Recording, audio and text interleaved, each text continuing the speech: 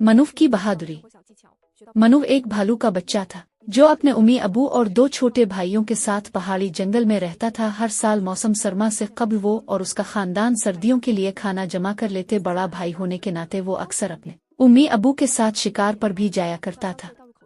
ना तो उनको बहते दरिया में मछलियां मिल रही थीं और ना ही खरगोश वगैरह, दरख्तों पर शहद भी नजर नहीं आ रहा था। इस सूरत-ए-हाल से मनुफ के वालिदैन की तरह तमाम ही भालू परेशान थे। एक रोज वो उम्मी अबू को बताए बगैर अपने गार से निकलकर दरिया की जानिब चल पड़ा। मजीद आगे जाके इसे एक गार दिखाई दिया। पहले तो वो इसे देखकर जरा हिचकिचाया, लेकिन फिर वो गार में दाखिल हो गया जो काफी लंबा था। दरअसल वो एक सुरंग थी जो कुछ लोगों ने बनाई थी।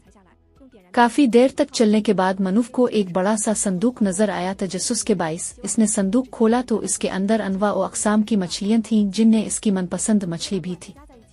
वो बहुत खुश हुआ। इसने आदेर अलिफादेर देखा तो इसे मजीद संदूक नजर आए। इसने बारी बारी सबको खोल कर देखा, जिनमें मारखोर, खरगोश और हिरन थे। ये सब देखकर मनुफ की खुशी की कोई इंतहा न रही। उधर मनुफ के उम्मी अबू और भाई बहुत परेशान थे। अंधेरा छाने को था लेकिन मनुफ का अब तक कुछ पत्ता न था। एक भालू ने इसके वालिदैन से कहा कि मुझे एक नई सुरंग नजर आई है जिसमें कुछ लोग हैं। मनुफ के अबू बेअलवोहे का सरदार और 5 भालू इस भालू के साथ सुरंग की जानिब रवाना हुए। वहां तक पहुंचने में काफी वक्त लगा। इस वक्त तक घुप अंधेरा हो चुका था लेकिन सुरंग से रोशनी और आवाजें आ रही थीं।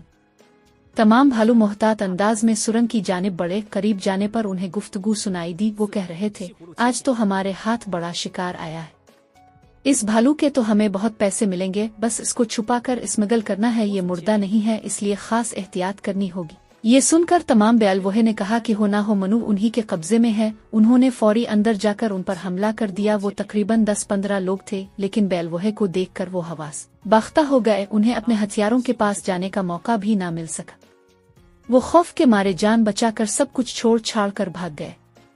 उनके जाने के बाद मनुफ उन्हें एक बोरी में बेहोश मिल गया। सरदार भालू दरिया से पानी लाकर मनुफ को होश में लाया। उन्हें देखकर मनु ने उन्हें इस दौरान उन्हें मछलियां, हिरन, खरगोश और मारखोर के बारे में बताया, जिन्हें देखकर वो सब बहुत खुश हुए क्योंकि सर्दियों के लिए खाने का इंतजाम जो हो गया था। वो खाना लेकर वापस अपने ठिकाने पर आ गए। उन सब ने मनुफ की बहादुरी पर इसे दाद दी। इसके इस कारनामे के सिलसिले में एक दावत का इनेकाद किया गया और यूं मनुफ की बहादुरी से तमाम बेअलवोहे की सर्दियां बहुत सुकून से गुजरी।